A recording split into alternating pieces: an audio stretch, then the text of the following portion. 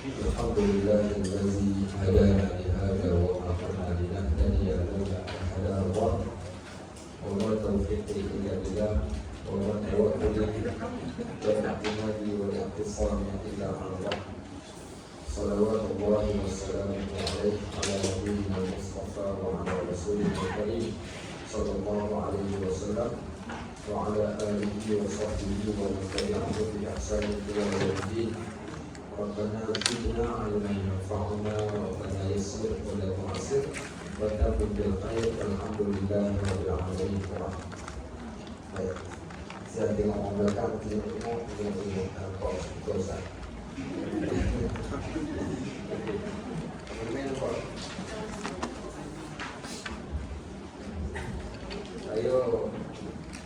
Saya mengajar Ustaz daripada tahun 2004. Daripada 2004 sampai lah ke sekarang ni. Jadi dah biasa mengajar dekat sini. So, maybe around 19. Jadi bila duduk setempat tu rasa pikir mereka dekat dalam masjid tu lah. Itu yang biasa berjalan tu. Baik, kita sampai ke surat ke-35 betul? Faedah yang keempat atau faedah yang ketiga, faedah yang ketiga. Baik, qala al-musannif rahimahullah, kata pengarang kitab ini, wa nafa'ana bi 'ulumihi fi darain, mudah-mudahan kita dapat manfaat ilmunya dunia dan akhirat. Sesungguhnya dia kata, aku melihat setiap orang yang berusaha untuk mengumpulkan harta benda dunia ini sebanyak-banyaknya, kemudian lalu ia menahannya dan tidak mahu untuk menyumbangkannya. Lalu aku memikirkan akan firman Allah yang berbunyi, ma 'indakum yanfad wa ma 'indallahi baqin. Apa yang ada di sisimu akan habis, dan apa yang ada di sisi Allah, iaitu pahala, akan kekal. Baik, dia kata, lalu aku pun terus mengorbankan apa jua yang aku dapatkan daripada harta benda dunia, dan aku suka memberikannya di kalangan fakir dan miskin, supaya harta benda itu menjadi pahala yang tersimpan di sisi Allah Subhanahu wa Ta'ala. Baik, dia cerita tentang diri dia. Dia kata bila dia tenung-tenung balik dalam hidup ni, dia kata ramai orang yang suka simpan, ramai orang yang suka simpan, suka kumpulkan harta benda dunia ni. Lagi banyak, lagi bagus. Itu pada sangkaan dia. Tapi dia lupa simpan untuk akaun akhirat. Dia buka akaun dunia, tapi dia tak buka akaun akhirat. Okay, baik. Apa punca? Puncanya tak pelik pun, kerana Allah sebut cerita pasal manusia ni kat dalam Al-Quran. Apa Allah sebut pasal manusia ni? Allah kata, innahu lihubbil khairi lasyadid. Yang kata manusia ni dia amat suka kepada kebaikan. Harta baik tak baik lah, duit baik tak baik, baik bagi mata dia. Suka yang sungguh-sungguh. Wa tuhibbunal mala hubban. Apa? Wa tuhibbunal mala hubban jamma. Okey, baik, pandai. Klaim hadiah daripada. Hari kat sini saya mengajar, saya tak bawa. Kalau besok kat kuliah kalau siapa yang ikut, memang saya bawa. Cuci kadang saya hadiahkan siapa yang jawab betul, dia bagilah hadiah tu. Okey, baik. So, wa tuhibbunal mala hubban jamma. Mereka sukakan kepada harta, suka yang sungguh-sungguh. Yang pertama ni, suka pada apa yang dia kerjakan, dia kumpul. Yang lagi dahsyat, apa dia kata? Allah SWT sebut, wa ta'kuluna turatha aklan lamma. Sebelum ayat wa tuhibbunal mala hubban jamma. Tahu apa maksud dia wa ta'kuluna turatha aklan lamma? Sampai ke satu tahap ni dia makan bukan yang hak dia, berebut harta warisan ni. Dan nak makan harta warisan tu seolah-olah kalau dia tak boleh makan harta warisan tu dia akan rugi. Sampai sanggup putus saudara tu tak apa. Ni kita hanya ni cerita ni bukan cerita berlaku 100 tahun dahulu, tapi boleh berlaku pada tahun ini, boleh berlaku pada tahun yang akan datang. Ni perangai yang ada pada manusia. Apa dia lagi Allah cerita? Ni sebenarnya cerita-cerita ni Allah dah cerita siap dalam Al-Quran dan dibuktikan dengan apa yang kita lihat, dan mungkin kita salah seorangnya, wala'iyadzubillah. Allah sebut lagi dalam Al-Quran satu surah. Surah apa? Surah At-Takatsur. Surah apa? Surah At-Takatsur. Surah ini sehingga para sahabat kata surah yang menakutkan kami. Satu surah, nama surah ini surah At-Takatsur. Surah apa? Surah At-Takatsur. Al-Haakumut Takatsur. Pandai. Okay, baik. Al-Haakum. Ini mesti jadi ustaz yang suka menulis, dia suka tekan. Okay, baik. Hari ini pun banyak kali dah kata.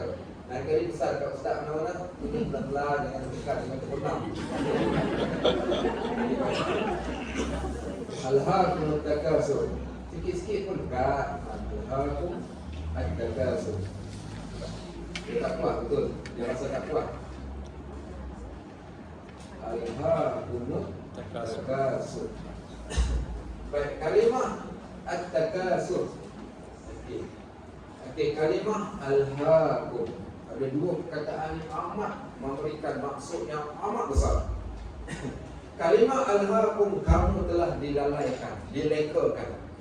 Betul tak harta benda melekakan kita? Betul. Harta benda melekakan kita. Kadang-kadang bukan niat kita nak jadi leka, tapi dia melekakan kita. Contohnya tanpa disengajakan.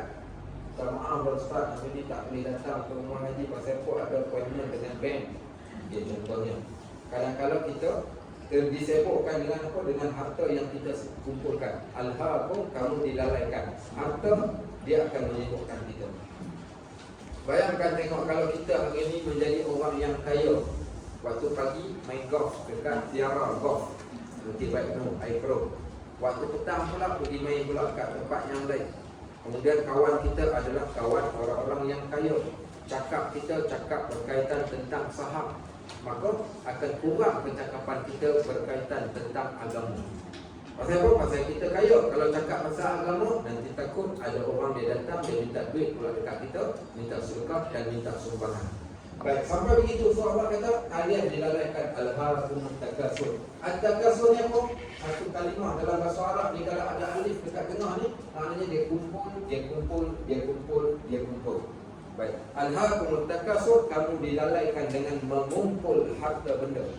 Kumpul harta benda ni sampai dia sendiri pun tak tahu apa yang dia boleh buat dengan benda yang dia ada. Berapa ramai di antara kita kumpulkan harta benda, dia tanya nak buat apa di simpanan tu, dia kata untuk masa depan. Wahai Pak Hajiku yang disayangi, berapakah usia Pak Haji sekarang? 70.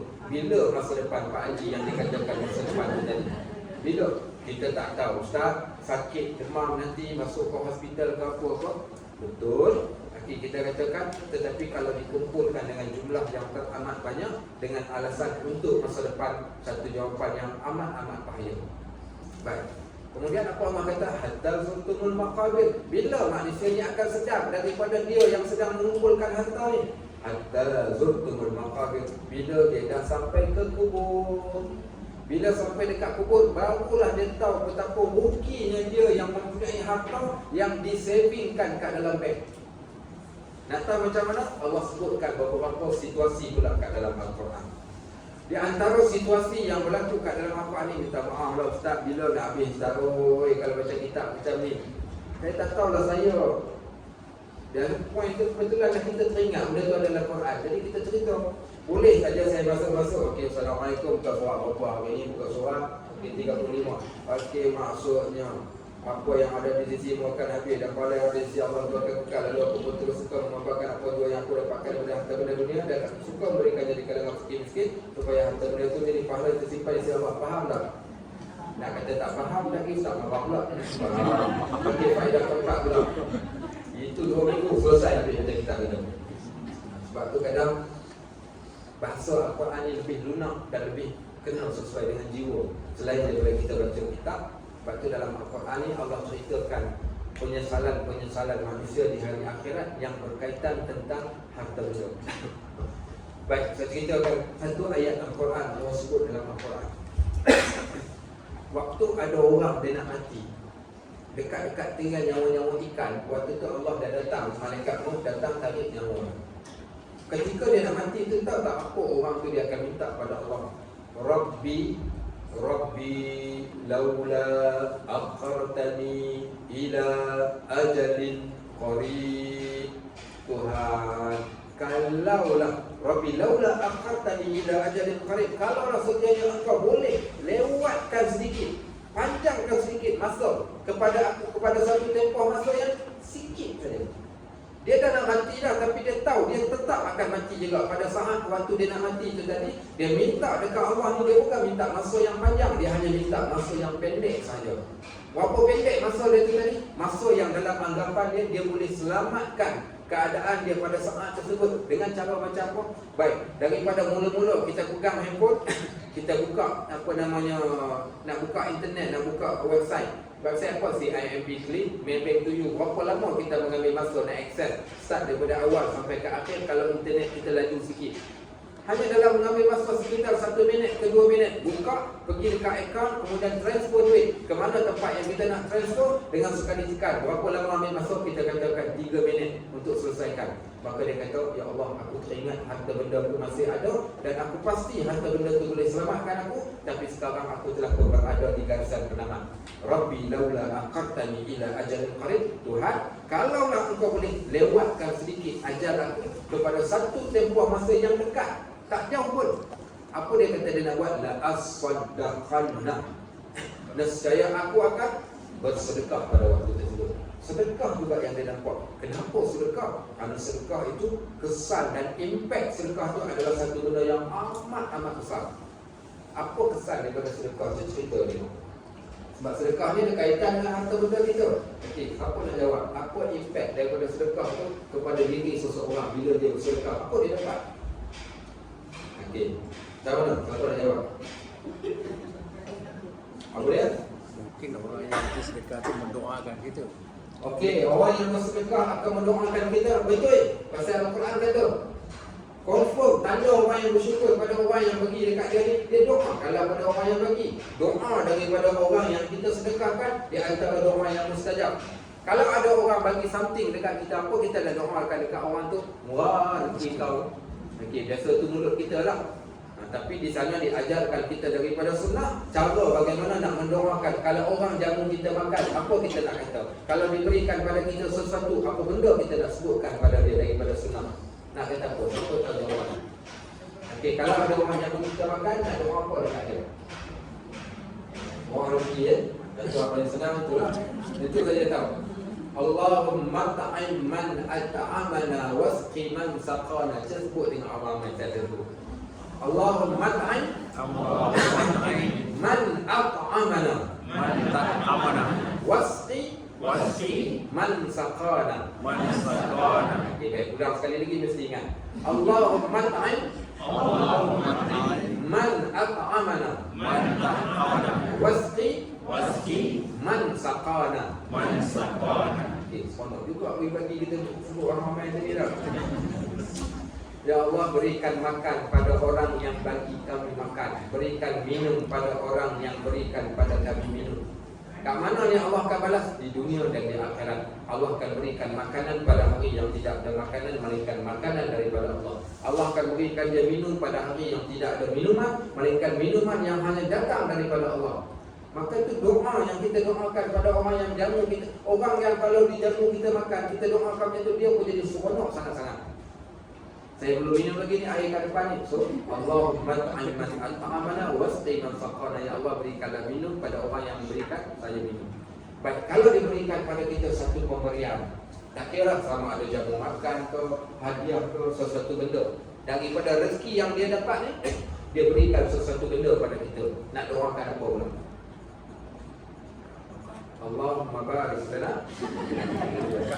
Doa dia, Allahumma barik lahu fima razaqtahu waghfir lahu warhamhu. Tiga benda kita minta dekat orang tu. Ya Allah, berkatilah pada dia rezeki yang dia dapat. Berkatilah pada dia rezeki yang dia dapat. Ampunkan dosa dia dan rahmatilah dia, ya Allah. Ini semua doa yang Nabi SAW ajarkan kepada para sahabat bila ada orang buat kebaikan kepada kita. So betul lah pakcik itu. Orang impact daripada sedekah yang kita berikan, kita akan dapat doa. Dan Al-Quran membuktikan dengan berkata, khudh min amwalihim sadaqah tutahhiruhum wa tuzakkihim biha fasalli 'alaihim inna salataka sakanun lahum. Dalam Al-Quran ada satu ayat cerita tentang zakat.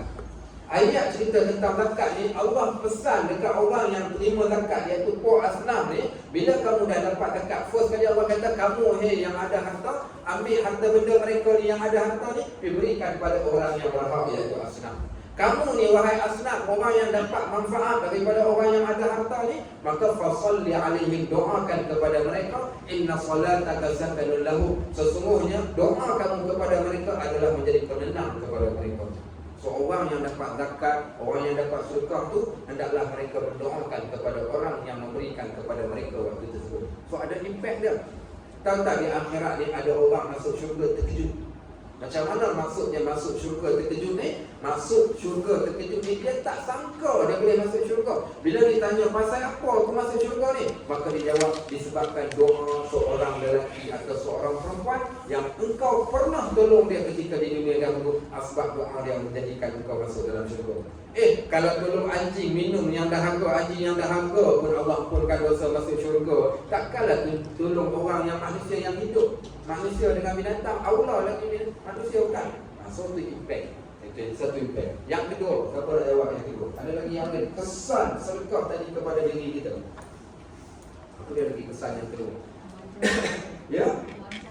Dia ada disebut di dalam hadis, iaitu sedekah itu memanjangkan usia dan menyembuhkan penyakit. Bersedekah memanjangkan usia dan menyembuhkan penyakit. Tapi lazim kita katakan jangan dah maksudnya tapi itulah sebab di antara amalan. Kenapa sedekah ni memanjangkan usia dan menyembuhkan penyakit? Apa tahu kenapa? Kalau orang yang belajar ilmu psikologi, kita mungkin selalu dengar motivator dia ceritakan pada orang, okey, kita nak ambil aura-aura yang positif. Bila kita sukakan orang, rasa tak hati kita jadi seronok. Bila kita tolong orang yang susah, kita tengok orang yang susah, hati kita jadi tenang. Sebab itu disebut di dalam hadis, di antara orang yang hati keras, dia nak lembutkan hati dia, tak payah minum soflan pun. Apa nak buat? Jangan lupa pasal. So apa nak buat? Nak bagi hati lembut, cukup dengan menyantuni anak yatim. Menyantuni anak yatim, fakir miskin, orang-orang yang susah, dia akan melembutkan jiwa ataupun hati dia. Dengan cara yang macam tu. So kita katakan apa?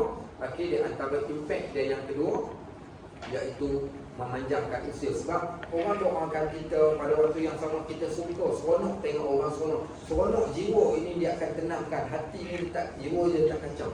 Sebab tu orang yang jiwa berhadapan dengan masalah dalam hidup ni, dia sentiasa berfikiran negatif, jadi tak seronok, sakit jantung, mati. Baik, ada pun orang yang sedekah ni, dia seronok, hati dia Allah jadikan hati yang tenang. Baik, pernah dengar tak ayat yang selalu orang baca dekat orang mati? Ayat apa orang selalu baca dekat orang mati selain daripada ya ayat dah sebut dah tak? Okey, baik. Ya ayat Tuhan nafsul mutmainnah, tu ayat tu bukan? Ya ayat Tuhan nafsul mutmainnah. Apa makna ya ayat Tuhan nafsul mutmainnah?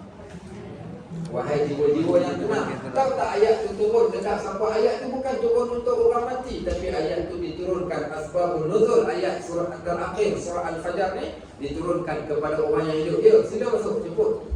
Tarik saja pintu. Okey. Salam warahmatullahi. Kita siapa tu? Nak cabut kemah? Oh, kita siapa? Kita hitam. Kita di mana?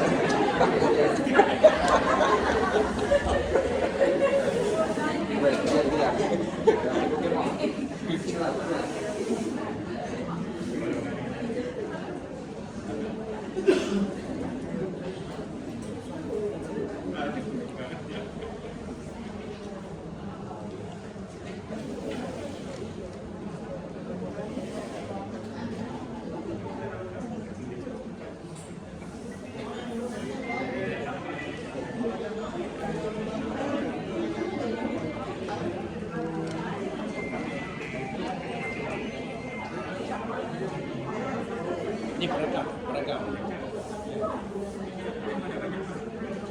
Berapa besar itu boleh masuk.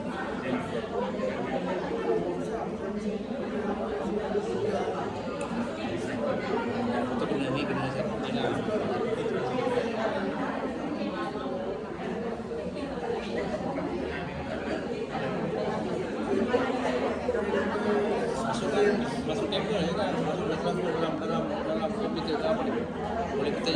macam-macam pendrive boleh.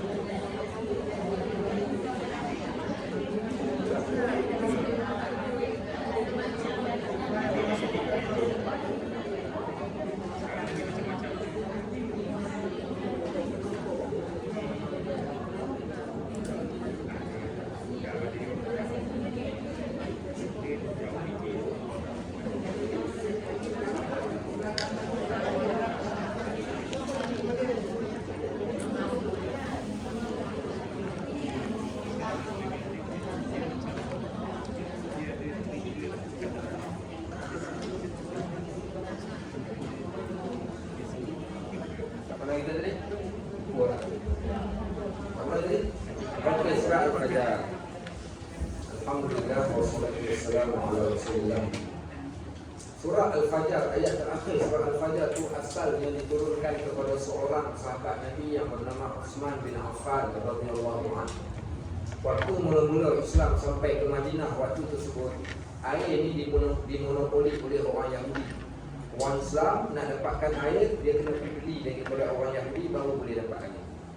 Akhirnya Nabi SAW berikan tawaran kepada sahabat, siapa yang boleh beli periti ini kemudian dia wakafkan, nescaya Allah akan binakan kepada dia sebuah mahligai di akhirat kelak. Kemudian siapa yang datang waktu tersebut, Utsman bin Affan, dia kata, ya Rasulullah, aku beli dan aku wakafkan. Maka Allah turunkan ayat, wahai jiwa yang tenang. Itu menunjukkan orang yang boleh bersedekah ini, yang boleh memberi ini, mereka adalah jiwa-jiwa yang tenang.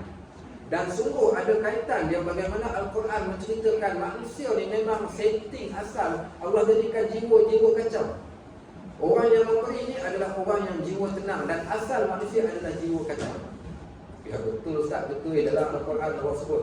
Apa kata Allah? Innal insana khuliqa halu'a idza massahu syarru jazua idza massahu al-khairu manu'a.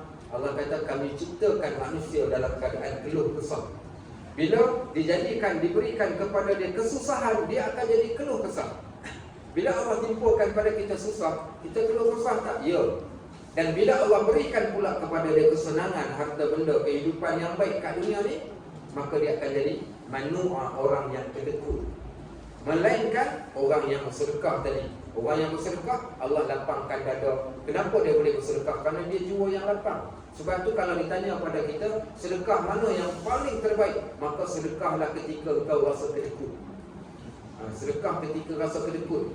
Buat geram sekali, tarik semua yang ada kat bukit tu, buat okey, baik, buat geram. Itulah sedekah yang paling terbaik. Kerana waktu rasa kedekut itulah kita sedekah, kerana kita lawan dengan nafsu yang ada kat dalam diri kita. Kita seorang Pak Haji di masjid hari Jumaat, tarik sekeping 50, boleh. Tarik sekeping 10, 20, boleh. Tarik sekeping 10. Dan tarik kali yang ketiga RM1, ambil RM1, 20. Duit dia, ada tiba-tiba ada orang pegang dia belakang, Haji, bagi RM50 kat dia.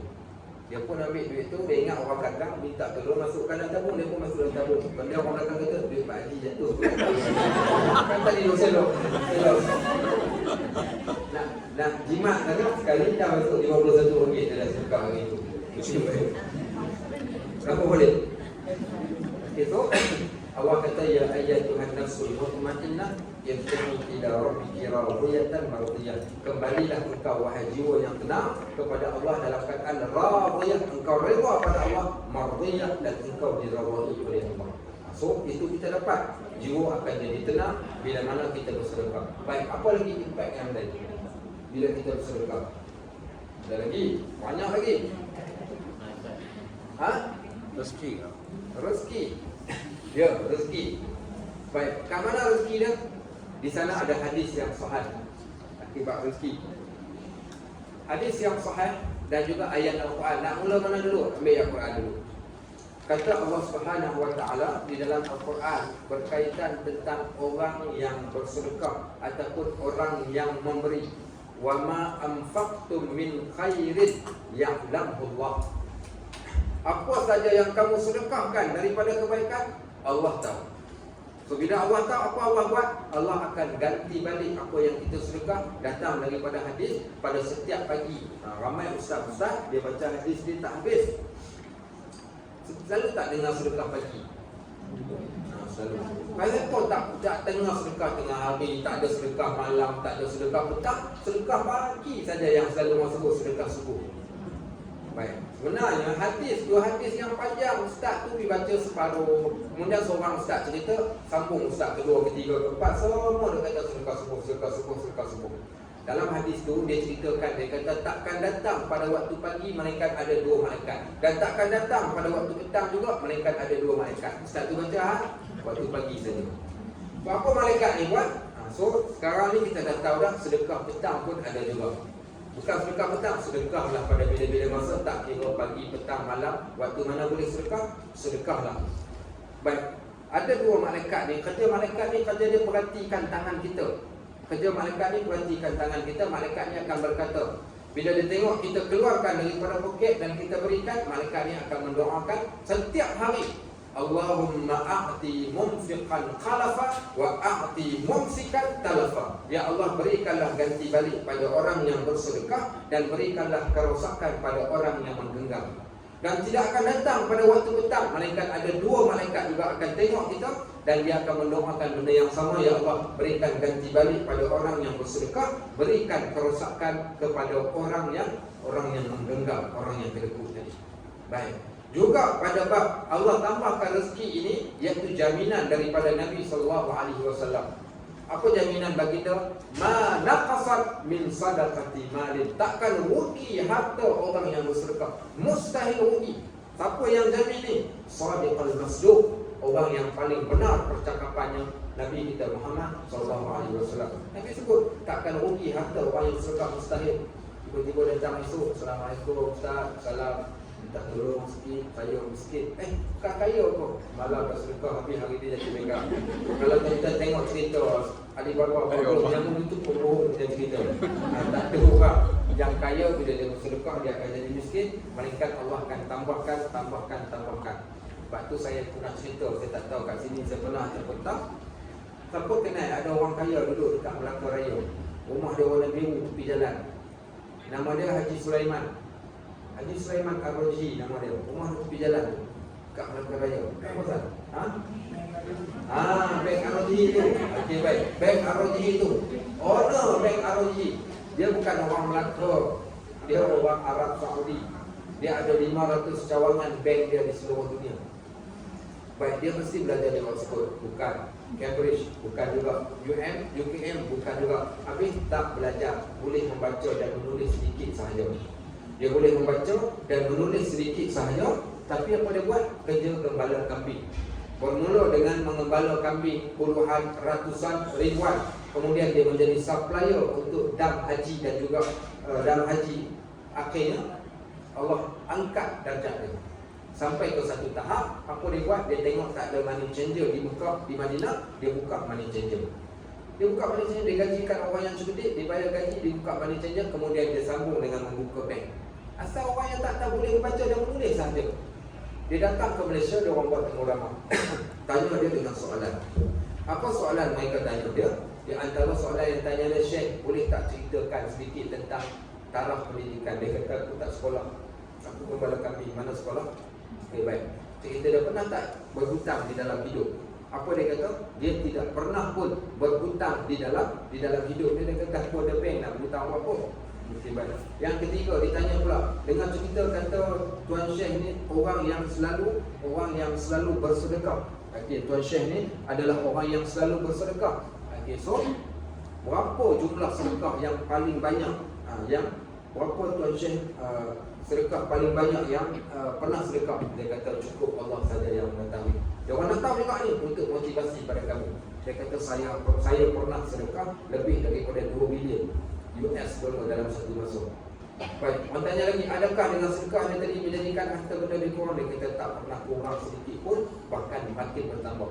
Orang tanya dia lagi, apakah tips untuk nak jadi kaya macam dia? Dia kata tak ada tips, mereka satu perkataan, takwa, bertakwa saja kepada Allah. Aku pun kaya ni bukan aku, Allah yang jadikan aku kaya. Maknanya aku tak ada apa juga. Nampak? Dan dia orang yang memang kalau nak jumpa dia kata boleh jumpa bila-bila masa, cuma jangan jumpa pada 5 waktu ini. Waktu solat memang dia akan sibuk. Waktu lain boleh jumpa pakaian yang sama tiap-tiap hari. Akhirnya diwakafkan seluruh harta benda dia. Sekarang dia hanya tinggal di sebuah apartmen yang biasa sahaja. Okey, bersama dengan 4 orang isteri. Okey, baik. Nampak? Nampak? Kita kalau sebut, kita dah pandang 4 tu. Tadi dia dah lupa dah. Tadi dia punya kainnya, dia punya sedekah. Ada dia sebut itu. Tapi dia seorang yang subhanallah. Itu yang kita katakan tak pernah rugi pun. Harta orang yang sedekah itu jaminan daripada Nabi SAW. Dan yang paling hebat adalah dalam bab apa? Iaitu hadis Nabi SAW berkaitan tentang sedekah ini. Salah satunya adalah menyelamatkan diri seseorang daripada neraka. Sedekah boleh selamatkan kita daripada neraka. Apa buktinya? Kata Nabi SAW, ittaqun nar walau bisyaqi tamrah. Takutlah kamu akan api neraka walaupun dengan separuh biji buah kurma. Dengan separuh biji buah kurma pun dapat selamatkan kita daripada api neraka. Bagaimana dengan sedekah yang banyak? Saya ingat cadangnya lepas ni saya nak tawarkan pada rumah haji lah. Kalau rumah haji nak, saya baru dapat 1 biji rumah banglo yang besar. Saya ingat saya panjang saiz dia 3 kali ganda dewan saiz rumah tu. Tempatnya cantik, iaitu dekat dengan tepi Sungai Kutat. Di Sungai Kutat, kalau satu pasal ada satu rumah banglo yang panjang kat situ. Rumahnya dah siap dah semua, cuma tinggal nak masukkan lampu saja. So kita akan buatkan kelas yang diberikan kepada saya untuk menguruskannya. Jadi mungkin nanti saya bincangkan dan tengok dengan rumah haji. Kalau nak keselesaan parkingnya pun senang dekat situ, tepi sungai. Sebelum nak masuk kelas, boleh dulu zumba dulu kat depan tu tepi sungai. Tepi tu kan tempat rekreasi orang jogging kan. Yang jogging kat tepi tu. Nanti insya-Allah lah. Cuma nanti kita akan umumkan semula, masih dalam proses nak finishing sikit lagi. InsyaAllah. Baik, kamu balik. Okey, itu di antara beberapa kelebihan. Okey, yang terakhir last. Tunggu tak ada siapa pula sebutkan kelebihan orang yang bersedekah. Belum lagi ada orang yang sebut benda ni. Apa dia? Yang belum kita sebut. Kelebihan orang yang bersedekah. Apa dia? Kita dah sebut dah, tambah rezeki, tenang, panjang umur, sehat. Kemudian yang pula dijauhkan daripada neraka. Okey, benda lagi yang kita tak sebut. Ada satu benda silaturahim. Boleh juga hadis Nabi SAW pada Abdullah bin Mas'ud, sedekah engkau kepada saudara mara, engkau akan dapat 2 pahala. 1 pahala sedekah, yang kedua pahala menghubungkan silaturahim. Tahabu, saling memberi, nescaya kalian akan dikasihi. Okey, boleh tengok. Itu ada satu poin yang penting tentang sedekah ni. Apa dia? Iaitu apa dia? Seksa kubur. Tak secara tepatnya, cuma ada lagi benda yang okey, terjemahkan. Saya rasa semua boleh faham bahasa Arab. Innamas sadaqat tudfi'ul khataya kama yudfi'ul ma'un nar. Sedekah boleh memadamkan dosa seumpama air memadamkan api. Okey, so sedekah boleh memadamkan dosa seumpama air memadamkan akan api. Itu kelebihan sedekah. Sebenarnya kalau kita nak kaitkan 10 poin pun kita boleh. Ayat Quran yang hadisnya banyak sangat-sangat diceritakan tentang kelebihan orang yang bersedekah ni. Baik itu antaranya. Sebab itu orang yang kedekut ini okey, tadi orang yang pemurah. Next, lawan kepada orang yang pemurah bersedekah adalah orang yang kedekut. Tahu tak apa yang akan kena pada orang yang kedekut? Kesan pada orang yang kedekut. Okey, kesan pada orang yang kedekut. Allah Subhanahu wa taala sebutkan dalam Al-Quran, Allah kata wala yahsabanna allazina yaquluna bima atahumullahu min fadli wa khairul lahum bal wa sharrul lahum sayqawquna mimma baqilu bihi yawmal qiyamah. Allah kata jangan kamu sangka orang yang kedekut itu adalah baik baginya. Ini cerita dia ni, cerita ada orang yang dia ada harta, dia rasa rugi kalau dia bagi, so lebih baik dia simpan tu kononnya lebih baik bagi dia. Allah kata jangan kamu sangka orang yang menyimpan harta, orang yang kedekut itu adalah baik bagi dia dengan apa yang dia kedekutkan. Bal huwa syarrun lahum, bahkan itulah benda yang paling buruk dia kerjakan. Sayuqawwaquna mimma baqilu bihi yaumal qiyamah. Kelak di hari akhirat Allah akan gantungkan benda yang dia kedekutkan ini di lehernya dan dia akan berputar ke dalam neraka. Ya Ustaz. Habis itu maknanya kalau tak sedekah macam tu ke bilang? Okey, so dah faham. Sedekah ni dia ada dua benda. Sedekah ada dua. Sedekah.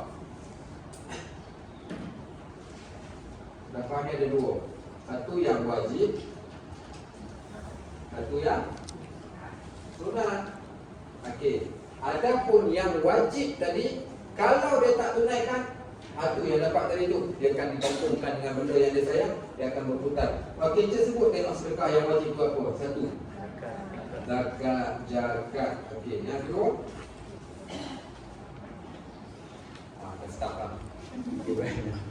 Lepas zakat, okey. Sedekah yang wajib ni, yang pertama zakat, yang kedua nafkah, pandai. Nafkah adalah sedekah wajib. Ada lagi yang ketiga. Okey. Kedua tu dah kita ambil dua tu, zakat dan juga nafkah. Zakat masuk sedekah wajib, nafkah masuk sedekah wajib. Yang ni kalau dia kedekut, ada seorang hamba Allah daripada kawan-kawan kita kat sini juga lah. Saya mengajar di satu tempat. Suami dia datang mengadu dekat saya. Dia kata, Ustaz, nanti dia boleh tak Ustaz selit sikit bagi nasihat dekat isteri saya. Isteri saya, dia doakan Allah musnahkan harta benda saya. Dia kata, subhanallah, kenapa lah doa macam tu? Saya pun bahagia, sepatut ceritalah, sepatutnya isteri doakan begitu, gini. Besok pula isteri dia pula datang. Dia kata, Ustaz tak faham dan tak adil Ustaz buat konklusi macam tu. Kalau Ustaz tahu cerita, Ustaz tak akan cakap macam tu. So dia kata sebenarnya, dia kata suami saya, dia kata kedekut ke hidung masin. Dia dah pencen, dia ada duit EPF yang banyak, bukan sikit. Dia ada duit EPF yang banyak. Kemudian dia pula dia kata, saya bukan minta apa yang mula timbul pergaduhan tu. Dia kata, nak raya. Kemudian saya minta tukarkan langsir.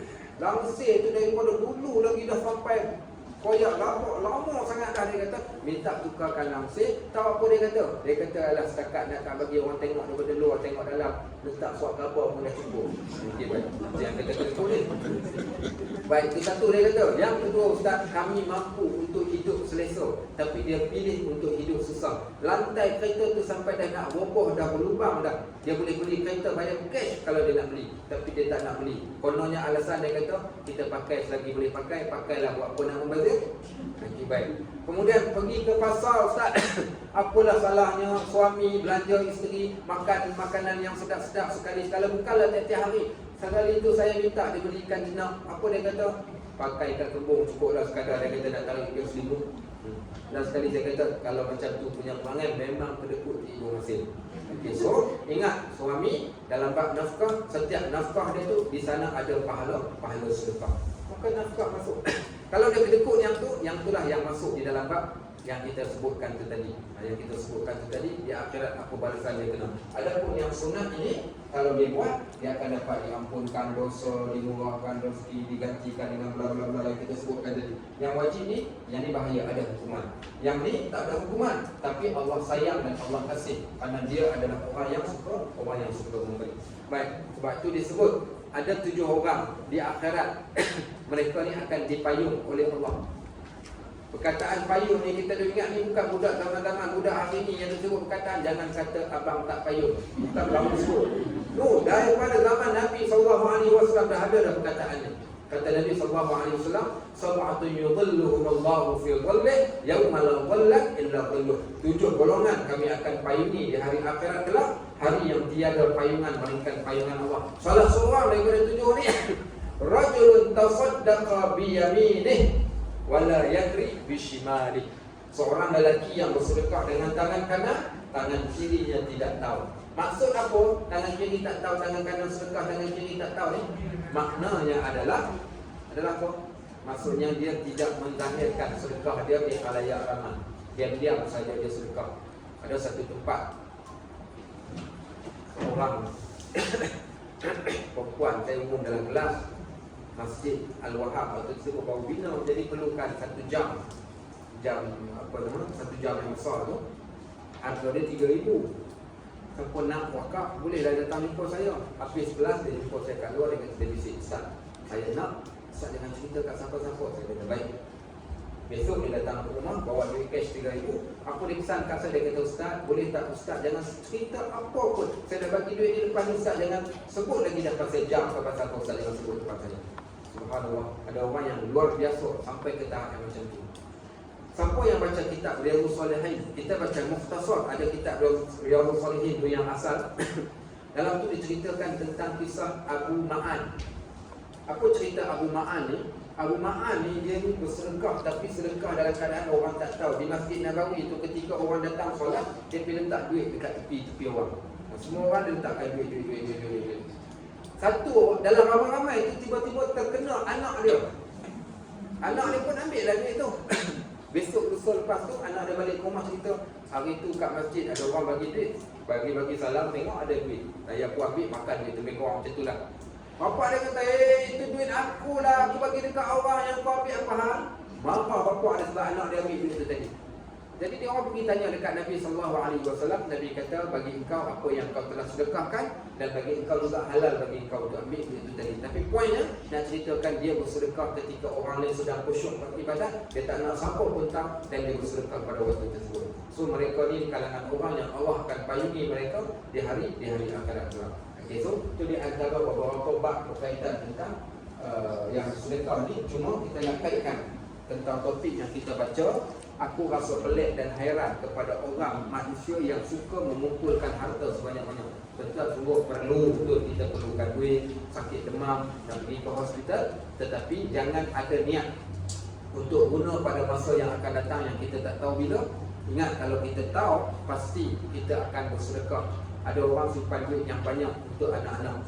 Akhirnya dia pun meninggal dunia dengan duit dia yang anak ada tu, anak-anak dia bergaduh. Dan kalau dia tahu apa, dia kata, kalau aku tahu korang nak bergaduh disebabkan harta benda ni, awal lagi aku dah sedekahkan semua. Tapi apa boleh buat, kita katakan. Sebab tu biarlah harta benda ni menyelamatkan kita ke akhirat. Sebab tu disebut, Imam Ghazali kata dalam kitab Ihya, apa dia kata? 2 musibah akan terkena kepada orang yang ada harta. 2 musibah akan terkena kepada orang yang kedekut. Orang yang kedekut, 2 musibah akan terkena kepada dia. Baik, musibah yang pertama, semua benda yang dia sayang, harta benda yang dia sayang ni akan dapat dekat orang lain. Walaupun dia tak suka dekat orang tu, dia akan dapat dekat orang lain. Satu. Yang kedua, semua benda yang dapat dekat orang lain tu, walaupun dah dapat dekat orang, soalan dia yang kena jawab. Okey, ada faham? Okey, saya bagi satu contoh. Nama Kak PA. Okey, baik. Kak PA ni dia baru pencen. Bila pencen, dia tak kerja kerajaan, dia kerja LHDN. Okey, baik. So dia dapat duit. Duit dia dapat 200,000 duit APF dia. 200,000 tu Kak PA ni jenis kedekut. Okey, jenis kedekut. Perempuan tak boleh ketemu lelaki lelaki Islam. Lelaki nama Pak Mat. Okay, Pak Mat Tempe. Okay, Pak Mat Tempe ni dia kerja, kemudian dia pun pencen. Bila dah pencen, dia dapat duit tabungan daripada EPF dia tu ada 100,000. Dia pergi cek tengok ada berapa duit. Ada 100,000 pakcik. Okey, baik. Jadi 99,000 transfer masuk ke akaun, 1,000 pakcik nak. Ambil 1,000 masuk okey, cash. 99,000 transfer masuk dalam Maybank to you. Okay. Kemudian apa dia buat 1,000 tu, dia pun balik lalu kot Bukit Baru. Bukit Baru hari Isnin ada pasar malam. Okay. Saya suka pergi pasar malam dululah, lepas tu tak sibuk. Pergi pasar malam yang jauh-jauh tu, jumpa satu peniaga ni. Dia tanya, "Encik dulu mana?" Dia kata, "Kenapa kenal ke saya?" Dia kata, "Tak, saya berniaga kat semua tempat pasar malam ada buka cik."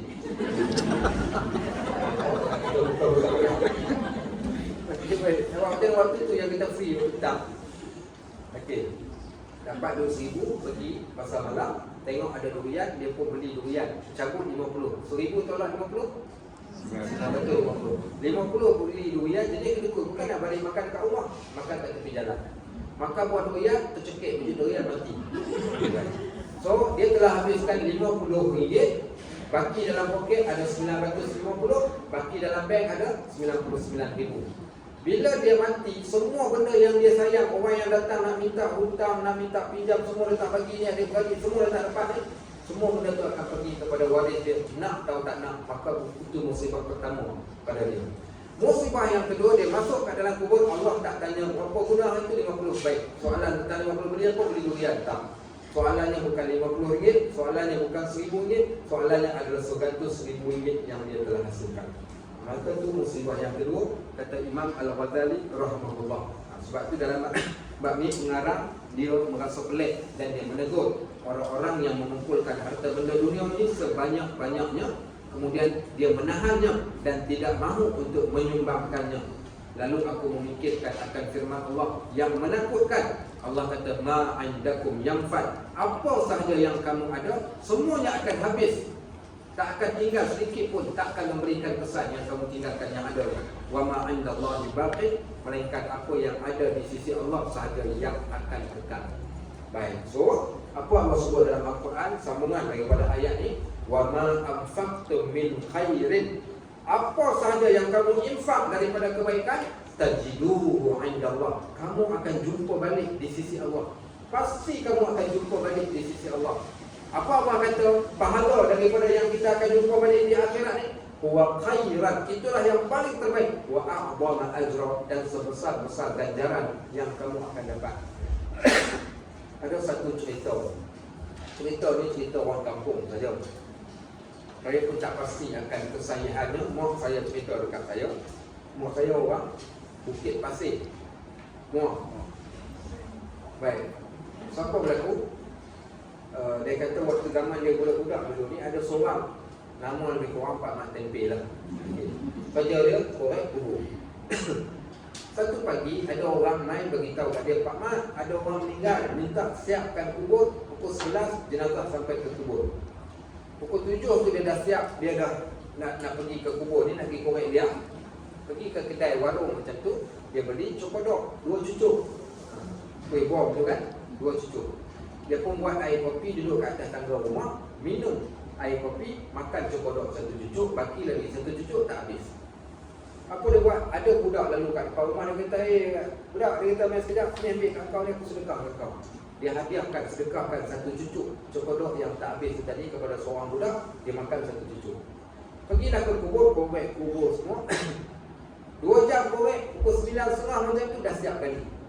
Tengok jenazah pukul 11. Nak tunggu jenazah sampai, lambat lagi. Tidur dulu lah. Dia turun dalam biang, dia tidur. Tak, kayu sikit, kayu semua tidur dalam biang.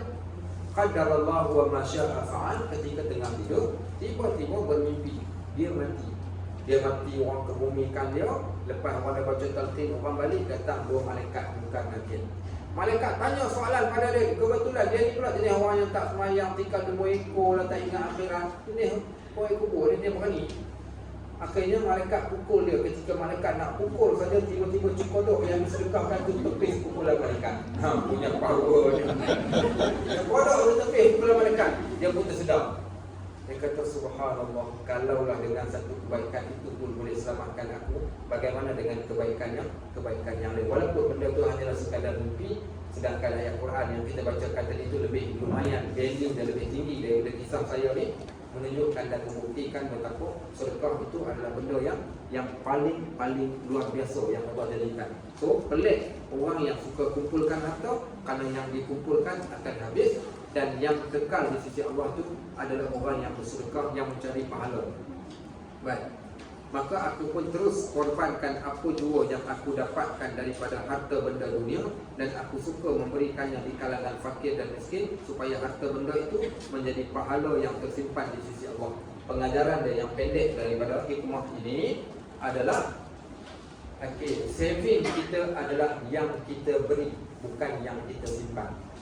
Saving kita yang sebenar adalah apa yang kita berikan, kita sumbangkan, kita infakkan, itulah saving kita.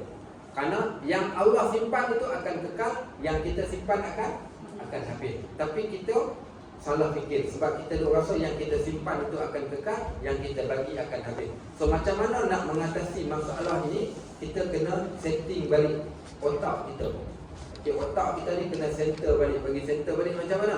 Tukarkan otak kita, pergi kat kedai, tanya, tengok orang yang jual ada tak boleh tukar memori saya ke. Yang pertama saya nak buang virus, yang keduanya pula saya nak buang apa? Saya nak tukarkan dia punya apa enjin dia. So tukarkan kepala kita ni, otak kita ni kepada akhirat oriented berbanding dunia oriented.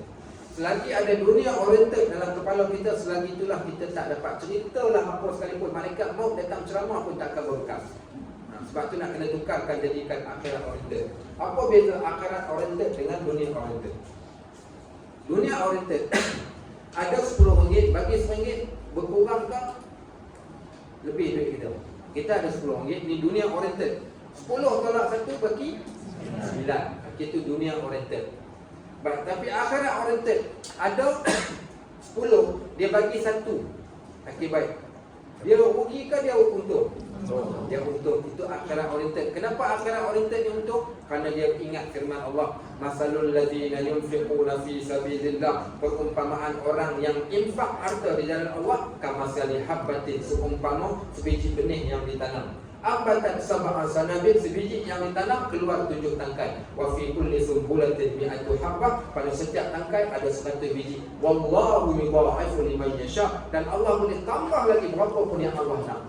Dia baca firman Allah ni, dia kata tak, aku tak rugi. Bahkan Allah akan berikan gandaan yang banyak. Sebab itu orang yang selalu bersedekah ni, dia tak pernah rasa takut. Dia akan sedekah, dia akan sedekah, dia akan sedekah, kerana dia ada kaitan dengan akhirat oriented. Selagi itu tak tukar, memang akan jadi susah.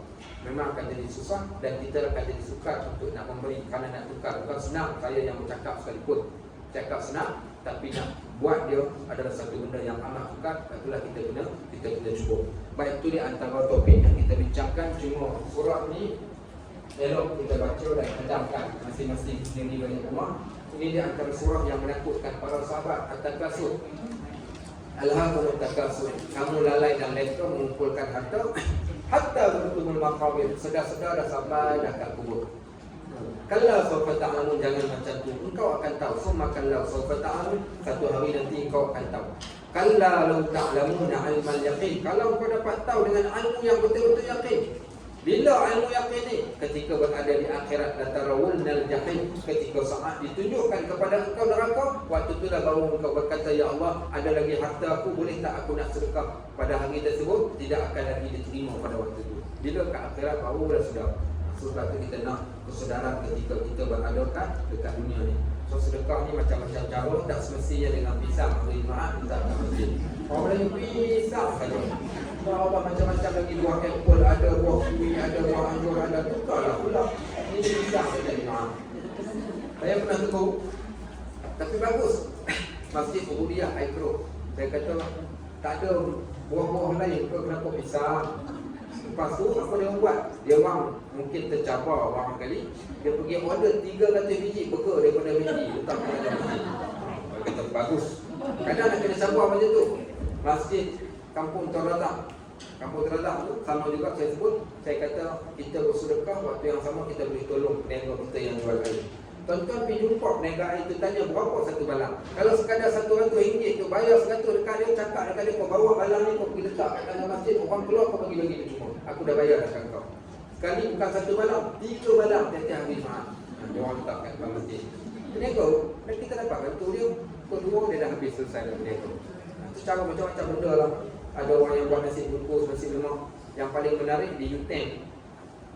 Dulu ada, tapi saya tak pasti, lama saya pun tak pergi masjid dia. Depan pintu dekat masjid tu dia letak satu kotak.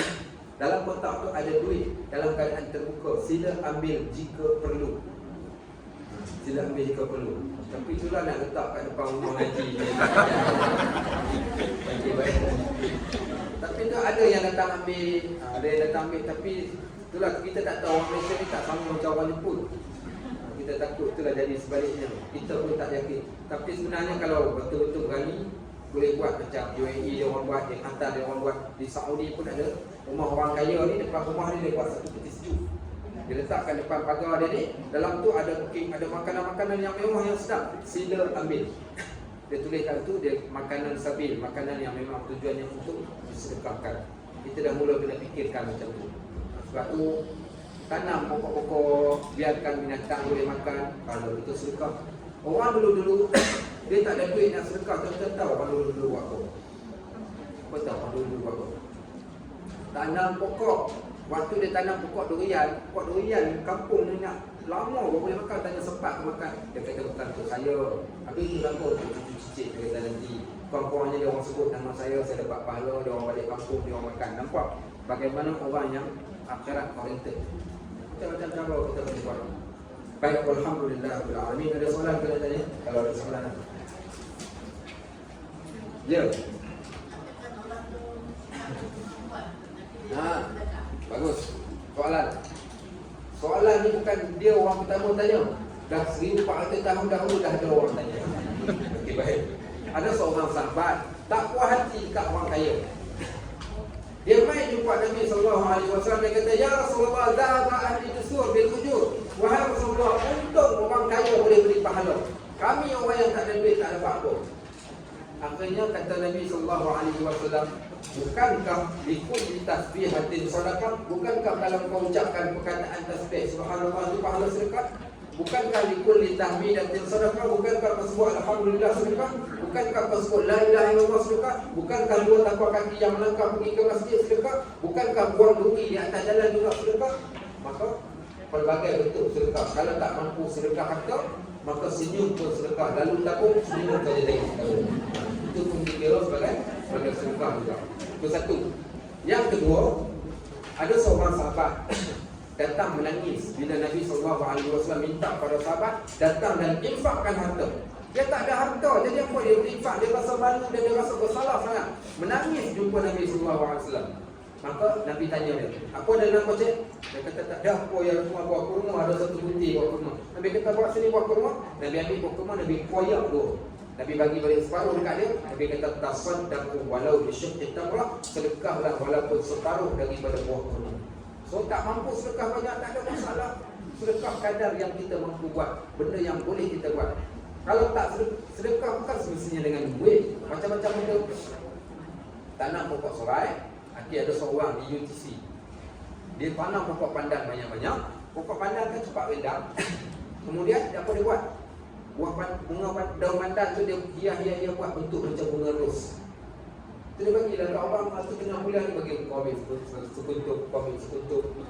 Kemudian dia rincik-rincikkan, dia buat bunga rampai. Kemudian dia balut dalam satu bekas kecil, dia bagikan dekat orang letak kat dalam kereta. Nampak tak? Boleh pahala. Ketika kami berada di Mekah buat haji hari tu ni, ada orang dia boleh beli buah kurma, dia bagi. Ada orang boleh beli air, dia sedekah. Ada orang boleh bagi duit, dia bagi duit.